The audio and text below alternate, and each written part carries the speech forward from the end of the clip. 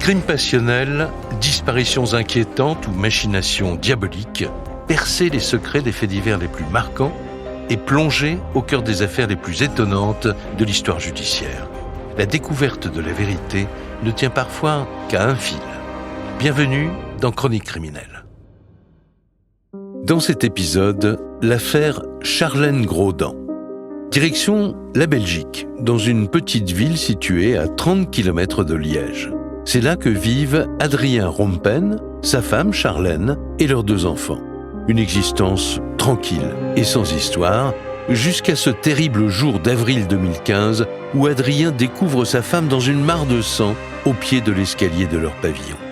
Malgré tous les efforts des médecins, Charlène succombe à ses blessures. Et le drame ne s'arrête pas là.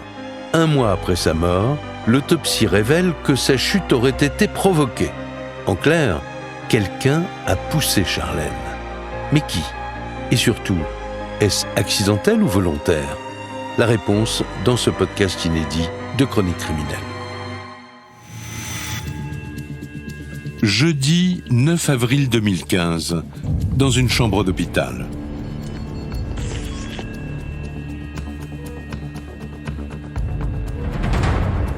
Une femme est entre la vie et la mort.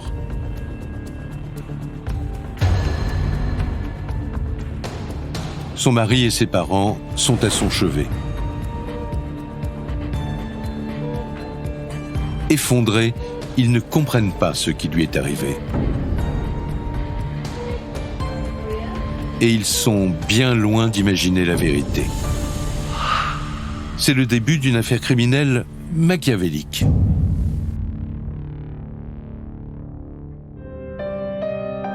Tout commence au printemps 2015, de l'autre côté de la frontière, en Belgique, une petite ville à 30 km de Liège. C'est une commune où pas mal de gens décident de s'installer avec leur famille. Françoise Peffer, journaliste à la Meuse. Parce qu'il n'y a pas trop d'immeubles, c'est très sympa, c'est naturel, il y a des coins verts. C'est une petite ville tranquille. Christine Villevers, procureure du roi de Verviers. Où tout le monde connaît un peu tout le monde. C'est ici, dans cette maison proche du centre-ville, que vivent Charlène et son mari, Adrien Rompen, 32 ans tous les deux. Charlène travaille dans une sandwicherie à mi-temps. C'est une employée modèle. Une très bonne vendeuse, oui. Virginie, amie de Charlène. Toujours le sourire. Charlène, elle avait un sourire pour tout le monde, elle était vraiment pétillante. C'est ce qu'on retient beaucoup de Charlène, son sourire. Un rayon de soleil, vraiment. Adrien, lui, est pompier. Un métier qui fait de lui une personne connue et appréciée dans la petite ville belge. Adrien donc, est pompier volontaire à Welkenrath, très impliqué dans cette caserne. Mais parallèlement à ça, il est aussi pompier professionnel en fait à Liège. Grand, bel homme. C'est quelqu'un de très sportif. Christelle, amie de Charlène. Je pense qu'il colle très très bien avec son métier. Charlène et Adrien sont heureux. Ils s'épanouissent auprès de leurs 2 enfants, une petite fille de 7 ans et un garçon de 3 ans et demi. À eux 4, ils renvoient l'image de la famille idéale. C'est de la famille de magazine. La famille parfaite, famille rêvée. Vraiment un chouette couple. Tout marchait bien au meilleur des mondes. Michel Grodin, père de Charlène. Ils avaient leur petite maison, c'était magnifique. Mais le 8 avril 2015, la vie de la famille bascule. Il est 19h lorsque Adrien Rompen contacte les secours. Au bout du fil, le père de famille est en panique. Adrien Rompen va signaler qu'il a découvert sa femme. Guy Eurlings, avocat des parents de Charlène. Au pied des escaliers, inanimée, en arrêt cardiaque. Il leur explique aussi qu'il a commencé la réanimation. 10 minutes plus tard, les pompiers et le SAMU arrivent sur place. Lorsqu'ils entrent dans la maison, ils découvrent une scène terrible. Charlène est inerte en bas des escaliers. Immédiatement, les secours remarquent sa position. Elle a la tête dans une valise. Mais le mari leur donne une explication. Elle préparait la valise des enfants pour un petit séjour de 2 jours chez les grands-parents. La valise est donc là étalée au sol. Elle a la tête dans la valise, il y a une mare de sang autour, et le linge des enfants qui se trouvait dans la valise est éparpillé dans les escaliers autour d'elle. Le médecin constate que Charlène est dans un état d'urgence absolue. Le médecin va constater tout de même que les pupilles restent dilatées, ce qui signifie qu'il y a des lésions cérébrales. Visiblement, Charlène a été privée pendant de nombreuses minutes d'oxygène. Elle est véritablement dans un état qui semble tout à fait critique. Il n'y a pas de temps à perdre. Le médecin prend la décision de la transférer en Allemagne, à 30 km de là, à l'hôpital d'Aix-la-Chapelle, qui dispose d'un service de neurologie réputé. Adrien, lui, reste à la maison auprès de ses enfants. Le père de famille est en état de choc. Il a l'habitude, il est pompier, il connaît ce genre de manipulation, mais là, c'est pas n'importe qui, c'est son épouse quand même qui vient de tenter de réanimer. Et là, il est quelque part en choc post-traumatique. Adrien a à peine le temps de reprendre ses esprits. Il doit maintenant prévenir les parents de Charlène. Un appel que Berthe et Michel n'oublieront jamais. Et là, il me dit, mamie, il est arrivé quelque chose à Charlène. Berthe de Liège, mère de Charlène. Et je dis quoi? Et je l'ai retrouvée inconsciente en dessous des escaliers. Et je dis non, donc je me mets à hurler. Et elle s'est mise à crier « Non, c'est pas possible, pas ma petite fille, pas ma petite fille ». Et je dis « Chou, qu'est-ce qui se passe? Qu'est-ce qu'il y a ?» C'est Charlène, elle est tombée dans les escaliers et on ne sait pas trop ce qu'elle a, mais c'est grave. On doit aller à Walkenrad.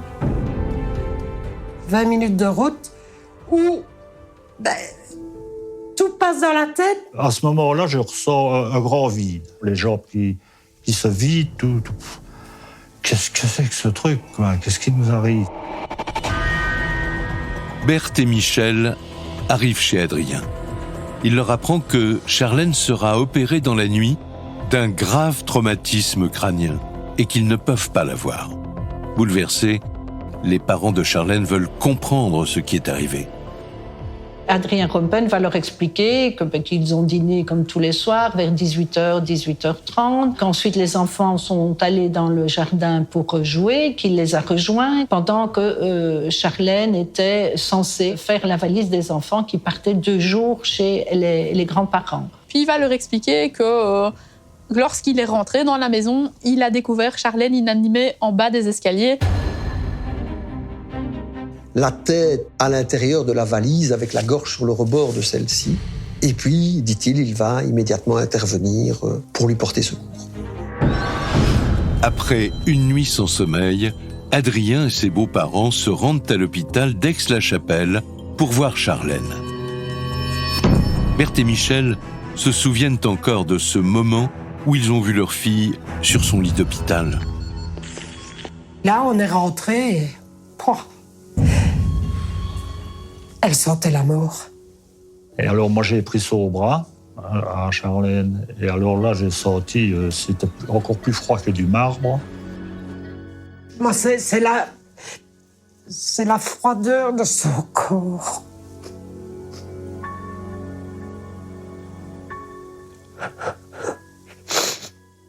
J'ai rien dit, mais pour moi, c'était clair que c'était, comme Adrien le disait, c'était très grave.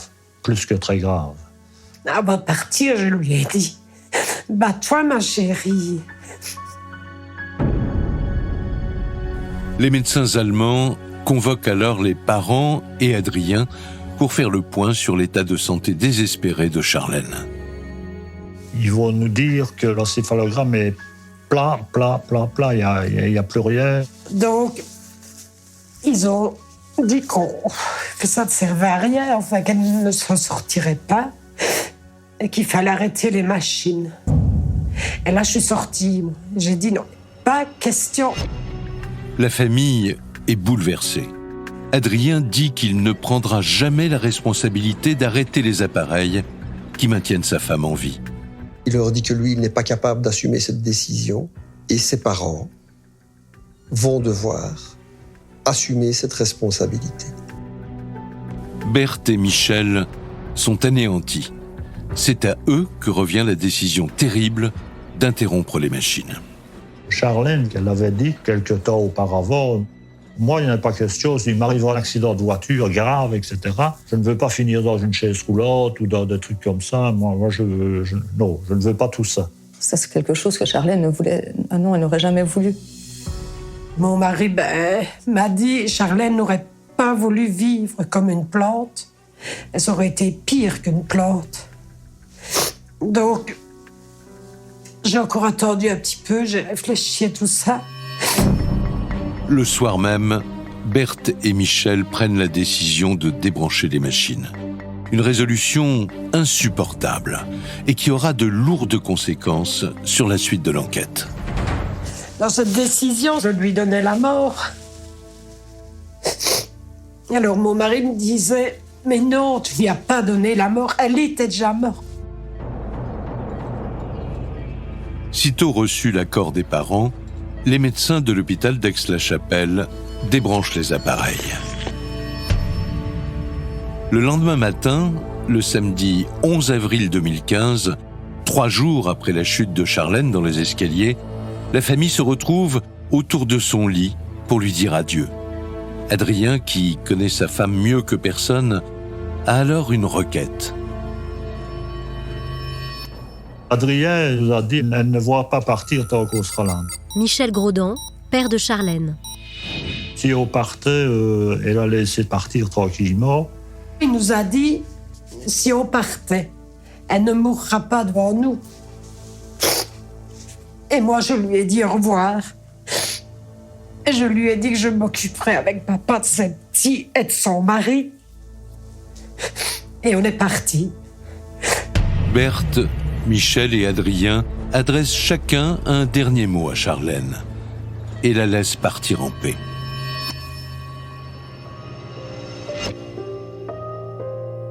Ils quittent l'hôpital et rentrent chez eux. Quelques heures plus tard, à 14h30, les médecins leur apprennent par téléphone le décès de Charlène. Un grand désarroi, tristesse bien entendu, mais et puis une forme d'injustice. Je ne dis pas pourquoi, mais pourquoi? Moi, j'ai oublié sa voix, son odeur, sa chaleur, ses bras autour de moi. Et ça, je sais que je ne les récupérerai jamais. Mais voilà. Adrien, lui aussi, est effondré. Il annonce le décès de son épouse sur les réseaux sociaux. Je ne pouvais malheureusement pas donner d'informations tellement elles étaient graves. Mais je vous annonce officiellement que mon épouse est décédée à Aix cet après-midi. Adrien, il ne parle presque pas. Il n'adresse la parole à presque personne. Alors on peut le comprendre. C'est quelqu'un qui vient de perdre sa femme. Il est dans la peine, il est ailleurs aussi. C'est le choc parce que tout s'enchaîne quand même très vite. C'est si jeune pour perdre son épouse. Christelle, amie de Charlène. C'est une partie de sa vie qui s'envole, c'est une vie de famille qui s'envole. Je me suis dit, mon Dieu, le pauvre. Virginie, amie de Charlène. Vivre ça, c'est pas... Même à ton pire ennemi, tu souhaites pas ça, quoi. Le décès de Charlène laisse une famille anéantie. Adrien a perdu une compagne, Michel et Berthe, une fille, et les enfants, une mère. Ils vont devoir vivre avec cette absence. Pendant ce temps-là, au commissariat, la mort de Charlène préoccupe également les policiers. Car ce que la famille ignore, c'est qu'après son admission à l'hôpital, les médecins ont fait un signalement. Alors que pour sa famille, en fait, Charlène a été victime d'un problème cérébral. Françoise Peffer, journaliste à la Meuse. Les médecins vont directement tirer la sonnette d'alarme. Les médecins de la clinique d'Aix-la-Chapelle, Christine Villevers, procureure du roi de Verviers, ont constaté que la jeune femme présentait des traces suspectes. avec notamment une dilatation du cerveau, des sillons autour du cou et des pétichies, c'est-à-dire des vaisseaux dilatés dans les yeux, par exemple. Et pour les médecins, ces signes sont caractéristiques en fait de formes de violence et de coups. Un décès, des soupçons de la part des médecins. Les policiers se demandent qui aurait pu s'en prendre à Charlène. La jeune femme aurait-elle été violentée avant de chuter dans les escaliers ? Une enquête est immédiatement lancée.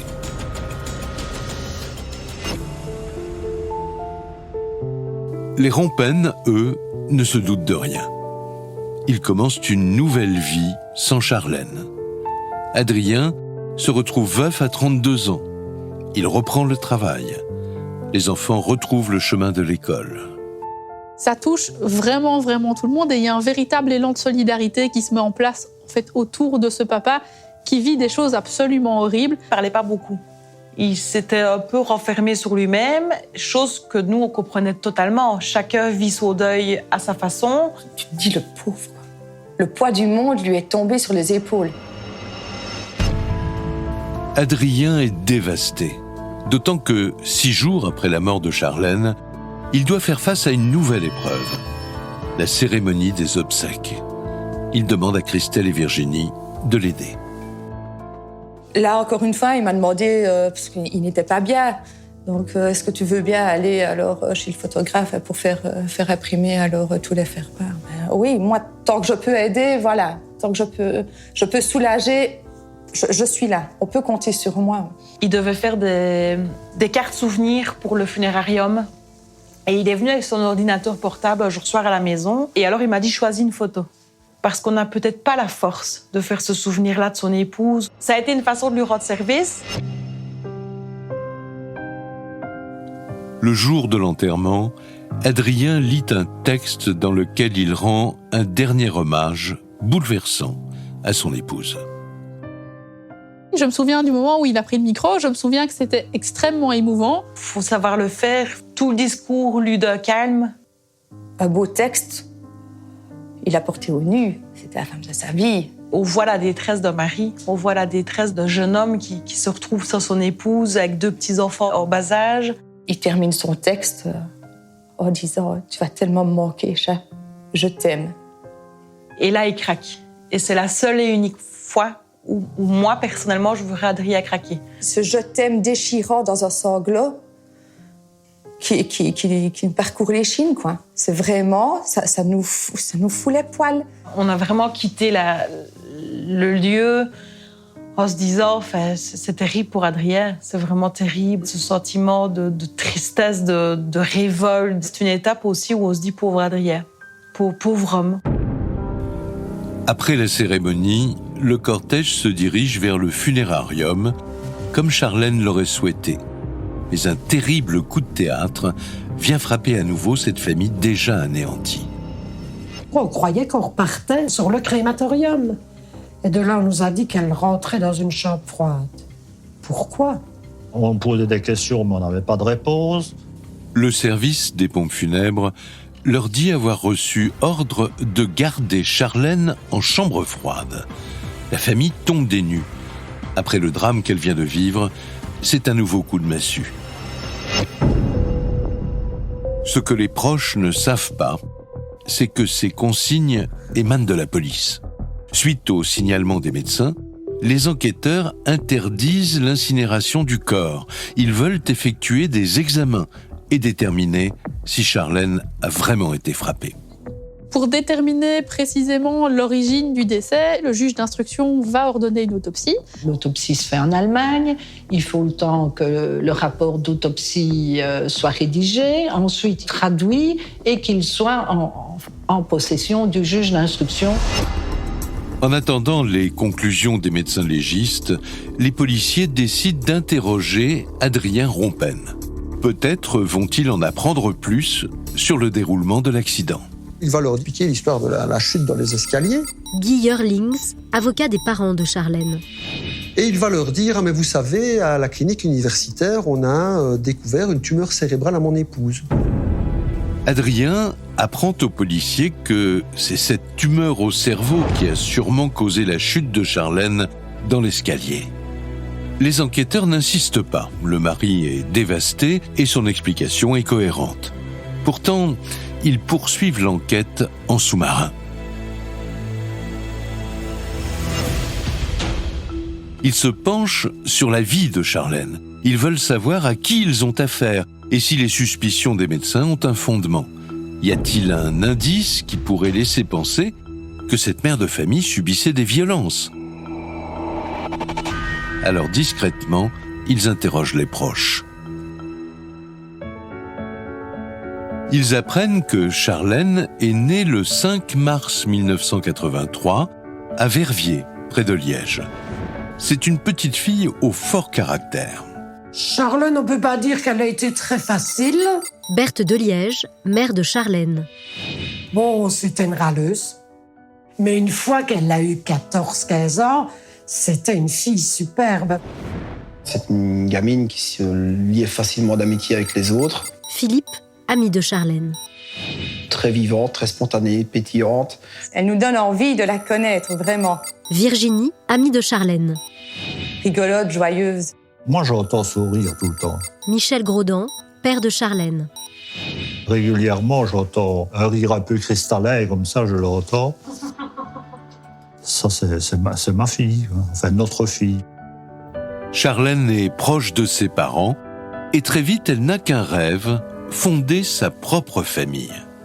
Charlène, une fois qu'elle est devenue plus ou moins adulte, c'était trouver le mari, les enfants, la maison, c'était son avenir. Charlène a 19 ans lorsqu'elle rencontre Adrien à l'école de formation des instituteurs où ils étudient tous les deux. Elle tombe immédiatement sous le charme. La rencontre, c'est vraiment un coup de foudre. Françoise Peffer, journaliste à la Meuse. Charlène craque complètement pour Adrien, qui est plutôt un beau jeune homme et qui séduit pas mal de filles. Et elle me dit, la première fois que je l'ai vu, mon cœur s'est emballé. Tout de suite, tout de suite. Charlène était super fière de son Adri. Adri, il est beau, Adri. Ouais. Il est sportif, Adri. Hein? Ouais, t'as vu comme il est basé, Adri? On peut dire que c'était quelqu'un qui en épousait. Oui, beau garçon, avenant, pas bavard, pas vantard. C'était le bonhomme. C'est ça qui a impressionné les filles, à mon avis aussi, hein, j'imagine. Pour elle, c'était l'homme idéal. Vraiment, le prince charmant. Adrien, lui aussi, craque pour Charlène. La jeune femme est aux anges. Et le conte de fées continue lorsqu'Adrien la demande en mariage. Elle était vraiment comme une petite fille qu'on vient de lui annoncer une très bonne nouvelle. Le 16 septembre 2006, 4 ans après leur rencontre, Charlène et Adrien se marient. C'est un grand moment d'émotion pour ses parents, notamment pour Michel, son papa, qui l'amène jusqu'à l'hôtel. Ah là là là là là là, qu'est-ce qu'il était fier de conduire sa fille. Elle était magnifique en mariée, vraiment magnifique. Oh, qu'est-ce qu'elle était belle. C'était une princesse. Bon, c'est vrai que c'est notre fille, mais moi je la trouvais tellement, tellement belle. La famille décrit aux enquêteurs un bonheur sans faille. 2 ans après leur mariage, Charlène donne naissance à leur premier enfant. Charlène, alors là, c'était son bébé, sa petite fille. C'était toute sa joie. Elle construisait brique par brique son rêve de femme. 3 ans après, naît un petit garçon. Ces 2 enfants la comblent de bonheur. C'était vraiment une maman dévouée. Christelle, amie de Charlène.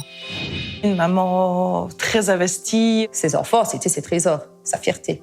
C'était la pupille de ses yeux. Qu'est-ce qu'elle en était fière. Quand elle nous en parlait, ah ouais, des étoiles plein les yeux. Adrien, lui aussi, s'accomplit dans son rôle de papa. Papa poule, ouais, il s'occupait très bien de ses enfants. Il faut des activités. Je crois que tout le monde aurait voulu avoir soit une femme comme Charlène ou un mari comme Adrien. Comblée, Charlène partage volontiers son bonheur sur les réseaux sociaux. Les amis! Avec ses enfants et avec son mari auquel elle déclare publiquement son amour. 8 temps que j'ai ce petit anneau qui me lie à toi, Adrien Rompen, et déjà tant de choses vécues, merveilleuses et tragiques parfois. Je t'aime, et pour longtemps encore. Ça ne m'étonne pas du tout qu'elle dise au monde entier à quel point elle aimait. Elle aimait profondément. Charlène partageait son amour avec Adrien, vraiment très fière de son mari, très fière de son métier, très fière du papa qu'il est. C'est avec émotion que les proches revoient les vidéos des deux amoureux, notamment celle-ci, filmée 6 mois avant le drame, à l'occasion d'un challenge à la mode sur Internet. Il y a eu un moment, un défi qui passait sur les réseaux sociaux. On devait mettre une claque à son compagnon.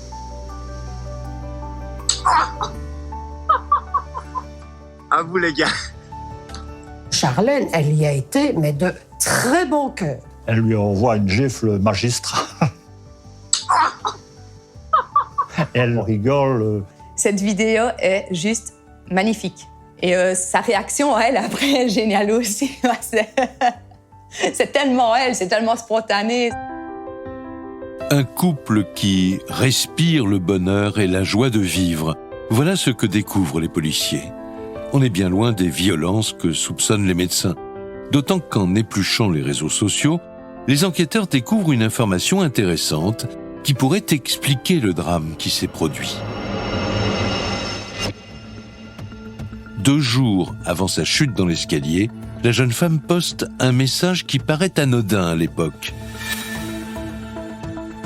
Dimanche dernier, je me casse la figure dans les escaliers de la boulangerie.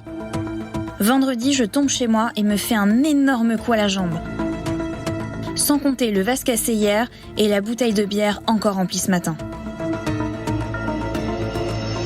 Ça faisait quelques jours qu'elle avait des signes de maladresse. Elle avait trébuché. Christine Villevers, procureure du roi de Verviers.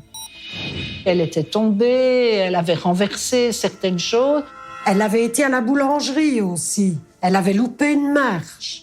Où on en riait, mais à ce moment-là, on se dit, si ça se met, quelque chose se préparait. C'est son état de santé il y avait un souci, il y avait quelque chose. Pour les policiers, ces malaises pourraient être l'explication de sa chute, les signes avant-coureurs de cette tumeur au cerveau dont leur a parlé Adrien. Aux yeux de tous, Guy Yerlings, avocat des parents de Charlène. c'est le terrible accident domestique. C'est dramatique, mais Charlène a été victime d'un accident vasculaire cérébral, d'un problème au cerveau, et c'est ce problème qui a provoqué sa chute dans les escaliers. Les policiers y voient maintenant un peu plus clair. Et voilà le scénario qu'ils privilégient. Une famille heureuse, fauchée par un tragique accident, une chute dans l'escalier. Mais cette version va bientôt voler en éclats. Une semaine après la mort de Charlène, les résultats de l'autopsie tombent. Et c'est un véritable coup de tonnerre dans l'enquête. Et là, on va se rendre compte d'autres séquelles. Séquelles qui démontrent clairement que Charlène a été étranglée. Le corps va présenter les signes évidents d'une strangulation. Et elle va avoir aussi une fracture à l'arrière du crâne qui va être constatée aussi par le médecin légiste allemand. On imagine que Charlène a été étranglée et aussi assommée. Les policiers sont abasourdis par les conclusions des médecins légistes. Ils pensaient avoir affaire à un accident.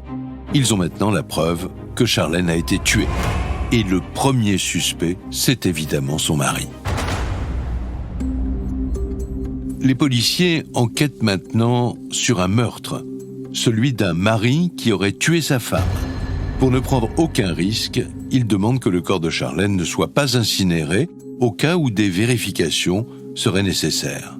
Mais un détail les chiffonne, le profil du suspect. De ce qu'ils savent d'Adrien Rompen, ils ne l'imaginent pas en train d'étrangler et de frapper son épouse. Alors ils auditionnent les proches pour en savoir plus sur son compte. Adrien, c'est vraiment un enfant du coin, en fait. Il est Welkenratois, il a 34 ans, il a fait ses études à l'Institut Saint-Joseph, et puis il a poursuivi à l'école d'instituteur Ratteux. Adrien est une figure dans le pays. Tout le monde le connaît, surtout les filles. Adrien avait une vraie réputation de séducteur, il plaisait à pas mal de filles. Il est grand, il est blond, il est musclé. Et au-delà de ça, il était aussi très impliqué. Françoise Péfer, journaliste à la Meuse. Il circulait beaucoup à vélo, il faisait de la photo. C'est un sportif, donc il a fait du basket à haut niveau déjà. Quelqu'un de très sympathique, vraiment à l'écoute. Moi, c'est quelqu'un à qui j'ai fort accroché. Je ne saurais pas dire du mal d'Adrien. Après sa première année d'études d'instituteur, Adrien change de voie et devient pompier ambulancier, d'abord volontaire, puis professionnel. Le jeune homme a trouvé sa vocation. Je crois que c'était aussi une vraie passion d'être pompier. C'est quelqu'un, comme ambulancier, je pense, Christelle, amie de Charlène. devait très très bien faire son boulot parce qu'à l'écoute des personnes, quelqu'un de rassurant. Les policiers n'ont rien appris qui puisse leur mettre le doute.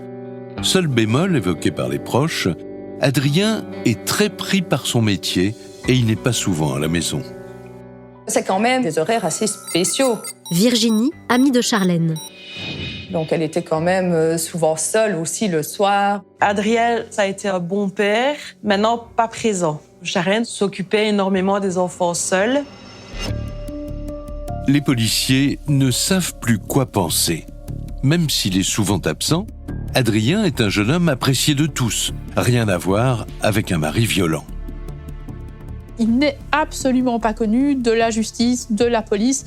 Adrien Rompen n'a pas le profil d'un délinquant violent. Il a le profil de quelqu'un qui est au service de la société, au service de son prochain, qui est prêt à se mettre en danger pour son prochain. Il est pompier, le pompier, en principe, qu'est-ce qu'on fait? Philippe, ami de Charlène. On vient au secours aux autres, on ne va pas les agresser. Charlène n'a absolument jamais fait état de violence de la part de son mari. Le couple paraissait parfaitement heureux. Bon père de famille, sportif, travailleur, rien ne colle avec le profil d'un assassin. Pourtant, l'autopsie est formelle. Charlène a été étranglée. Alors les enquêteurs veulent interroger Adrien au plus vite. Mais ils ont un problème. Ils ont l'obligation d'attendre que le juge d'instruction belge reçoive les conclusions de l'autopsie. Or, comme elle a été réalisée en Allemagne, elle doit être traduite en français. Et cette formalité prend du temps. Alors les policiers n'ont d'autre choix que d'attendre la transmission de ces documents. Et les semaines passent. Charlène est décédée depuis plus d'1 mois et ses parents vivent un calvaire. Ils attendent de récupérer son corps pour l'inhumer.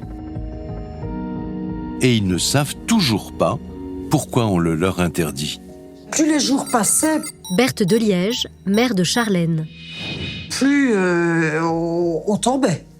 Parce qu'on attendait de récupérer le corps. Les jours s'allongeaient. Michel Grodin, père de Charlène. Ça n'en finissait pas, c'était très frustrant. Hein. Malgré leur immense chagrin, Berthe et Michel s'accrochent. Ils se font un devoir d'être présents pour leur gendre et pour leurs petits-enfants. Moi, personnellement, je me disais, pauvre gars qui est là tout seul avec les 2 gosses et qu'il doit s'occuper des enfants, il doit faire son travail. On a fait ce que je crois tous beaux parents auraient fait. On a fait tout ce qu'on pouvait. Ma femme lui faisait à manger, on allait rechercher les gosses ensemble. J'allais dormir là-bas, je dormais dans le salon. Ils ont tout fait, ils ont mis tout en parenthèse pour ne se consacrer qu'à lui et aux enfants. Berthe et Michel sont aux petits soins pour Adrien. Ils font tout ce qui est en leur pouvoir pour lui remonter le moral. Comme ce jour de fête des pères, 2 mois après la mort de Charlène. Il est seul maintenant pour la fête des pères. Donc, les parents de Charlène lui font sa fête des pères. On est allé chercher un t-shirt avec les enfants et il faisait marquer « T'es le meilleur des papas ».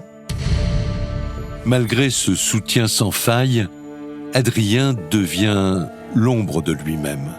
Chaque jour, tout le ramène à Charlène et à leur bonheur passé. Il ne parle presque plus. Il a l'air complètement anéanti par les faits. Il cache les photos et l'alliance et tout ça. parce que c'est trop dur pour lui. Et il dit que ça lui fait trop mal de voir la photo de Charlène, donc c'est ça qu'il a mis à l'envers sur le meuble.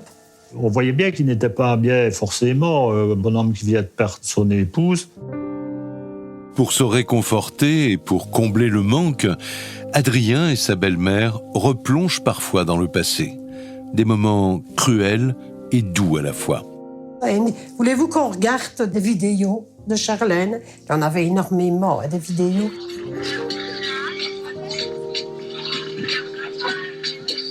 Et on s'est mis tous les deux devant l'ordinateur.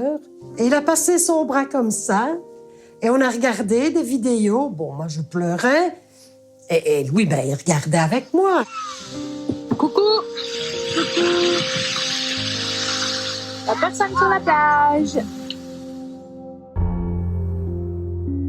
2 mois et demi après la mort de Charlène, ses proches sont désespérés. Ils n'en peuvent plus d'attendre sans savoir. Pourquoi est-ce qu'on ne leur rend pas son corps pour qu'ils puissent faire leur deuil ?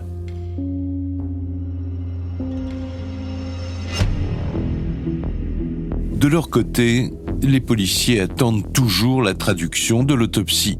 Ça n'est plus maintenant qu'une question de jours avant qu'ils puissent interpeller Adrien et l'interroger. Car ils ont la conviction qu'il n'est pas étranger à la mort de sa femme. À cause du secret de l'instruction, ils ne peuvent révéler à la famille ce qui se trame. Mais c'est sans compter sur la ténacité de Berthe et Michel. Les beaux-parents de M. Rompen et lui-même, Guy Eurlings, avocat des parents de Charlène, vont tout faire pour récupérer le plus rapidement possible le corps de leur fille. On a remué ciel et terre. La famille va insister, on aura plusieurs coups de fil. Christine Villevers, procureure du roi de Verviers. Et en définitive, le père de Charlène demande à pouvoir me rencontrer. Touché par la détresse de cette famille, le procureur du roi accepte de la rencontrer. Mais le jour du rendez-vous, la magistrate va avoir une surprise. Le père de Charlène arrive accompagné d'Adrien Rompen. Alors vous imaginez ma stupéfaction, j'ai devant moi celui qui apparaît l'auteur désigné des faits et qui vient réclamer, à corps et à cri, l'incinération de son épouse. Et M. Rompen, d'ailleurs, au dire de mes clients, était sorti très satisfait de cet entretien. D'autant plus qu'on les a rassurés. Dans quelques jours, ils vont récupérer le corps de Charlène. Mais avant, les enquêteurs doivent interpeller Adrien. 2 mois et demi après la mort de Charlène, le rapport d'autopsie arrive enfin sur le bureau du juge. Pour les policiers, c'est le feu vert pour l'interpellation. Le 23 juin 2015, à 9h, il débarque chez Adrien Rompen. Il est aussitôt interpellé et conduit au commissariat de Verviers. Puis, il est mis en garde à vue et immédiatement interrogé. Le père de famille se montre serein. Les enquêteurs vont être marqués dans un premier temps par le détachement de M. Rompen. Pour Adrien, les enquêteurs font fausse route. Les policiers commencent par lui demander de dérouler encore une fois la soirée du mercredi 8 avril 2015, le jour du décès de Charlène. Il va leur expliquer que, qu'ils ont soupé en famille, comme d'habitude, vers 18h30. Françoise Peffer, journaliste à la Meuse.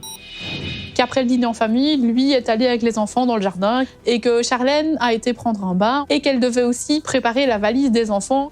Et puis explique-t-il qu'à un moment donné, trouvant le temps un peu long, il va rentrer et s'inquiéter de savoir où est son épouse et il va être confronté à sa femme au pied des escaliers. Adrien raconte que Charlène est alors inconsciente, la tête sur le rebord de la valise. Les policiers qui ont le rapport des médecins sous les yeux l'interrogent sur les sillons présents sur le cou de son épouse. Mais Adrien en connaît la cause. Elle a cette valise d'enfant qui se trouve sous sa tête et son cou est précisément à la hauteur de la fermeture de la valise qui est entrouverte. Pour lui, c'est ça l'explication. C'est le rebord de la valise qui laisse cette marque sur le cou de sa femme. Pas lui. Les enquêteurs l'interrogent alors sur les fractures constatées sur le crâne de sa femme. Mais là encore, Adrien Rompen a une explication. Il va faire état d'un retournement de son épouse pendant les manœuvres de réanimation. La tête de son épouse lui a échappé et elle a violemment heurté le carrelage en fait, du sol. Adrien nie toute implication dans la mort de Charlène. Il maintient qu'elle est tombée toute seule dans l'escalier. Il va nier, il va leur servir sa version de manière très intelligente. Adrien a réponse à tout et peut expliquer en fait tous les signes, tout ce qui a été constaté par les médecins. Il a une explication qui pourrait correspondre. Les enquêteurs intensifient la pression. Ils lui présentent le rapport d'autopsie et ses conclusions implacables. Charlène a été étranglée et violemment frappée à la tête. Pressé de questions, Adrien commence à vaciller. En début d'après-midi, il demande à être assisté d'un avocat. Et c'est là que tout bascule. 8 heures après le début de sa garde à vue, Adrien craque. Et il va dire, je vais jouer carte sur table. Il va à un moment donné livrer pour la première fois une version dans laquelle il joue un rôle dans le décès de sa femme. Devant les enquêteurs, Adrien explique que ce mercredi 8 avril 2015, sa femme est en train de préparer la valise des enfants lorsqu'il la rejoint à l'étage. Il lui annonce qu'il veut la quitter. Il a veillé à laisser les enfants au jardin, ils sont tout petits. Il a fermé la porte d'entrée. Lorsqu'il lui annonce cette nouvelle, Adrien explique que Charlène s'en prend violemment à lui, qu'elle devient hystérique. Elle s'est mise à hurler et qu'elle s'en est prise physiquement à lui griffant même la poitrine et pour la faire taire. Il l'a étranglée. Qu'il a serré son cou avec ses 2 mains pendant 3 minutes jusqu'à ce qu'elle tombe inconsciente. Et là, il se retrouve, dit-il, au-dessus des escaliers et il va la lâcher. Son corps a dévalé jusqu'au bas des escaliers et là, il a donné 2 coups. Il lui a frappé à 2 reprises violemment la tête contre le sol. Les enquêteurs sont stupéfaits. Ce mari exemplaire vient d'avouer qu'il a tué sa femme. Il explique qu'il était dans un état second et dans une rage incontrôlable. Il expliquera qu'il a complètement perdu le contrôle, qu'il n'a pas compris ce qui s'était passé. Il était extrêmement en colère, contre lui-même aussi, parce qu'à ce moment-là, il s'est rendu compte de ce qu'il venait de faire. Son axe de défense, c'est, dans un premier temps, des coups et blessures volontaires. Christine Villevers, procureure du roi de Verviers. Avec ce contexte de force irrésistible, de violence liée à l'aspect passionnel et à la réaction, selon lui, tout à fait inadéquate de Charlène. Adrien aurait alors appelé les secours et tenté de la réanimer. Les policiers connaissent maintenant le déroulé de la soirée, mais il leur manque un élément. Pourquoi ce mari aimant voulait-il quitter sa femme ? Il va alors reconnaître qu'il a une maîtresse. Et il va expliquer qu'il en est tombé éperdument amoureux. Les policiers sont estomaqués. Adrien leur apprend que sa maîtresse est juriste et que leur liaison a débuté 5 mois avant la mort de Charlène. La maîtresse d'Adrien a 28-29 ans et ils se sont rencontrés en fait quelques mois plus tôt lors d'un shooting photo parce que la photographie c'était l'une des passions d'Adrien et il a rencontré cette jeune femme qui était mannequin. C'est une jolie jeune femme, éduquée, qui a fait des études, qui a un bon travail. Les policiers n'en reviennent pas. Ce couple, que tout le monde pensait parfait, avait donc des failles. 2 mois et demi après la mort de Charlène, son mari Adrien Rompen est inculpé pour meurtre et incarcéré. De leur côté, les parents de Charlène ne se doutent de rien, jusqu'à un coup de téléphone.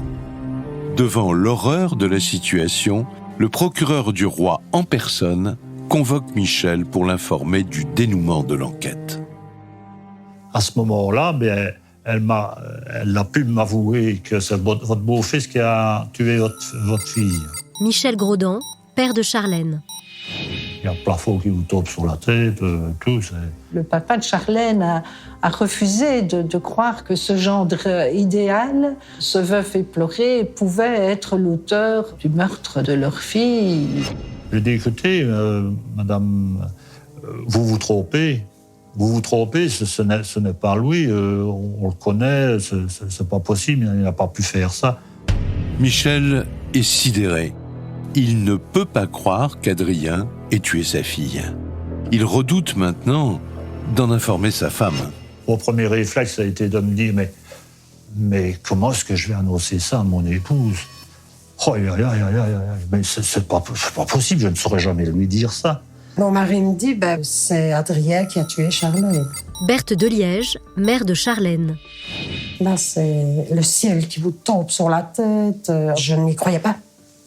Non, je voulais pas y croire. Des histoires comme ça, c'est dans les films, d'habitude. Puis ça nous arrive à nous. Et on se dit, mais non, on est dans un mauvais rêve. Ça va se terminer, on va se réveiller. Non seulement Charlène a été tuée, mais elle l'a été par Adrien, ce gendre qu'ils ont accepté à bras ouverts dans leur famille et dont ils prennent soin comme d'un fils depuis maintenant 2 mois et demi. La trahison est terrible. Toutes ces journées perdues, d'avoir été le choyer, le réconforter, etc., alors qu'il nous a tiré une balle dans le dos, c'est atroce. J'ai pris soin de l'assassin de notre fille. Oui, pendant 77 jours. Oui. J'ai été roulée dans la farine, j'ai été trahie. Comment n'ai-je rien vu? Ça revient souvent. Berthe se remémore alors tous ces moments passés auprès de son gendre depuis la mort de Charlène. On se refait le film, donc on se refait tout petits détails qui ne nous ont pas du tout choqués, mais qui prennent une ampleur incroyable à ce moment-là. Retourner la photo, c'est pas parce qu'il avait de la peine, hein. C'était pour ne pas avoir les yeux de Charlène. Parce que je suppose que quand il a étranglé, il a vu les grands yeux de Charlène, les yeux de la femme qu'il avait épousée, qu'il avait roulée. Berthe et Michel repensent alors à la demande d'Adrien de laisser Charlène mourir seule. Ce qu'ils avaient pris pour de la pudeur leur apparaît maintenant sous un autre jour. Là, il était aussi là en face de son épouse qui allait s'en aller, et ça le gênait, puisque c'était lui l'instigateur de tout ça. Et il a proposé qu'on lève le corps et qu'on parte, et ce qu'on a tous fait. Une décision que Berthe regrettera toujours.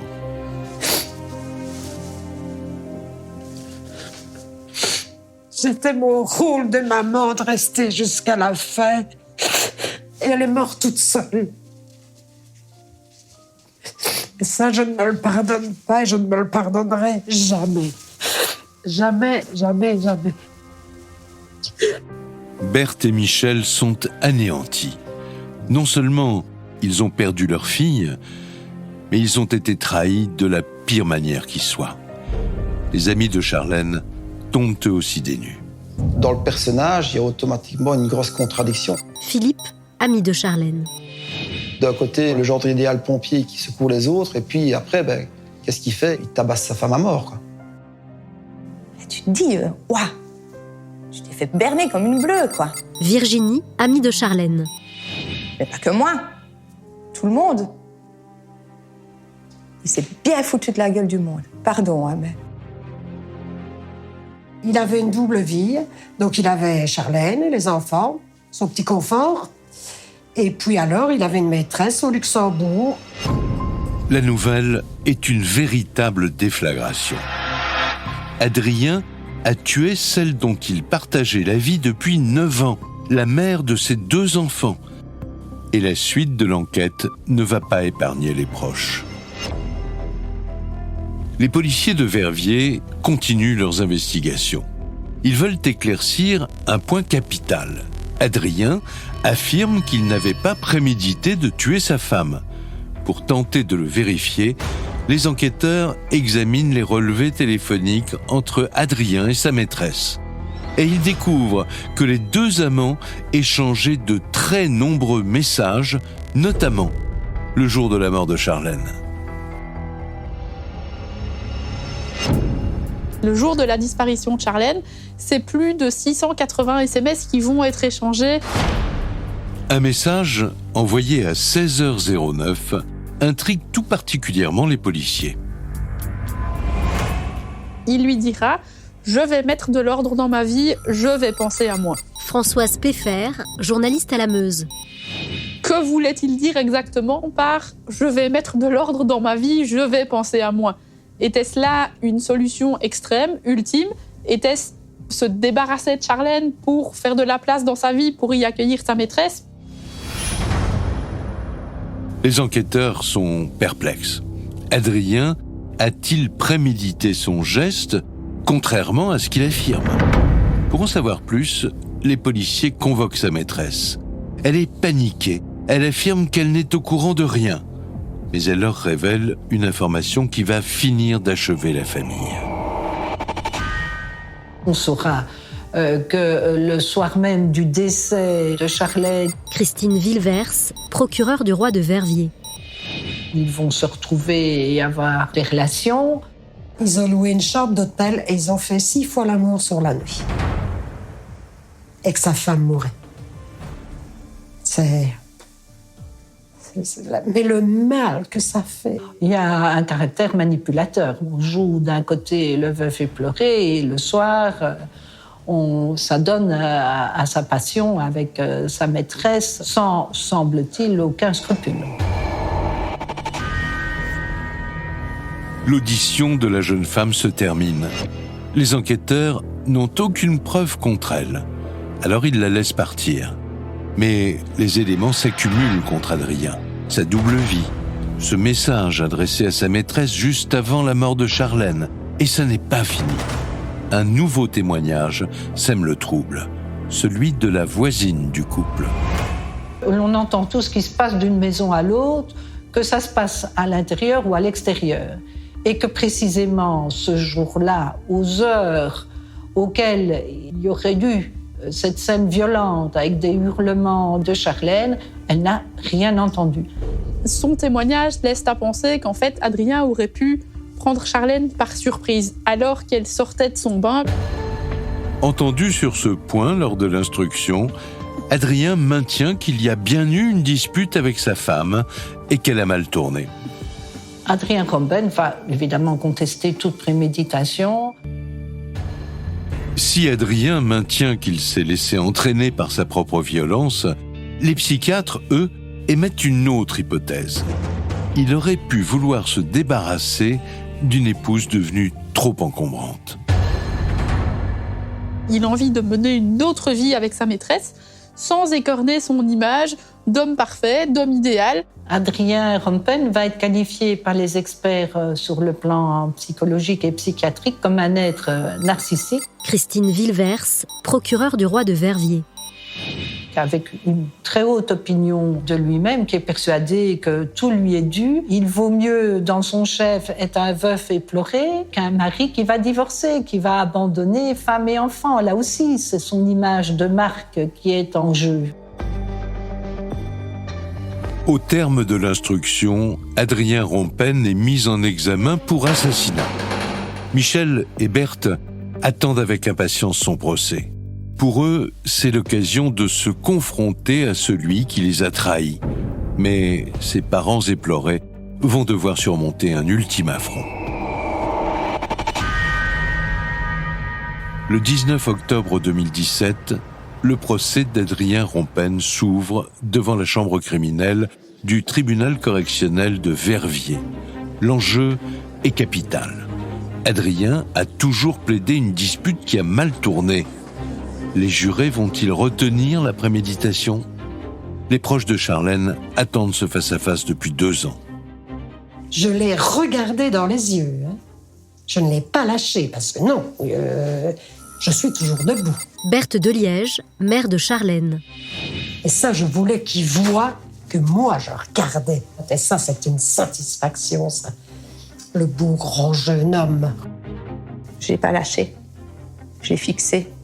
Je lui ai déversé toute la haine que je pouvais. Il a détourné le regard. Physiquement, ce n'est plus le même homme. On n'est plus face à Adrien Rompen séduisant. Il baisse beaucoup la tête, il regarde ses pieds, il regarde ses chaussures. Questionné sur cette soirée du mercredi 8 avril 2015, Adrien Rompen campe sur ses positions. Il expliquera toujours qu'en fait, c'est la dispute qui a dégénéré, le fait qu'il ait perdu le contrôle de la situation. Pour lui, oui, il a participé, mais il n'avait pas l'intention de tuer son épouse. Il maintient sa défense relativement fermement. Guy Yerlings, avocat des parents de Charlène. Avec quand même et toujours une certaine froideur. Il dit simplement qu'il regrette d'avoir fait du tort à sa famille, à tout le monde. Et qu'il demande pardon. Pardon, ça n'existe pas. Les avocats maintiennent leur ligne de défense. Adrien n'a rien prémédité et il tente une stratégie étonnante, essayer d'alléger sa peine coûte que coûte en le faisant condamner seulement pour tentative de meurtre. Un stratagème qui provoque un choc chez les proches. L'avocat de la défense a dit à un moment que c'était pas M. Rompen qui avait donné la mort à Charlène, mais que c'était nous autres qui avions fait arrêter les machines. Donc pour la défense, ce n'est pas Adrien qui est responsable de la mort de son épouse. Alors je sais, et je le comprends, que ça a été très mal vécu par mes clients. Que mon contradicteur sait ce qu'il fait. Juridiquement, il défend son client. C'est resté digne et froid. Voilà. J'avais un sacré morceau en face de moi. La tactique des avocats de la défense ne fonctionne pas. Après 2 jours de procès, Adrien Rompen écope de 20 ans de prison pour meurtre. La préméditation n'est pas retenue. Pour la famille et les amis de Charlène, cette condamnation ne peut apaiser leur chagrin. Elle manque toujours énormément à ma vie. Virginie, amie de Charlène. Je souhaite à tout le monde, d'avoir une Charlène dans sa vie. Vraiment.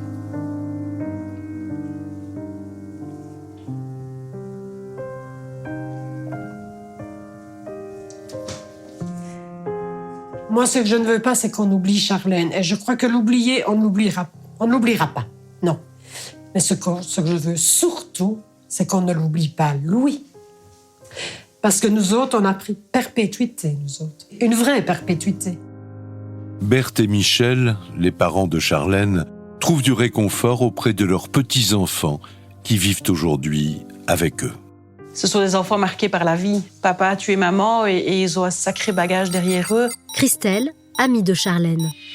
Mais en même temps, ils sont si bien entourés par des grands-parents, pour moi, formidables. Chapeau pour ces personnes. Elles ont un mérite de dingue. De là où elle doit être tellement fière d'eux. Et elle doit être tellement contente aussi que ce soit eux qui s'occupent de ces enfants. On nous a ramené un magnifique bulletin, mais vraiment magnifique. Comme j'ai promis à ma fille, pour mes petits-enfants, oui, on va faire en sorte de les amener le plus loin possible.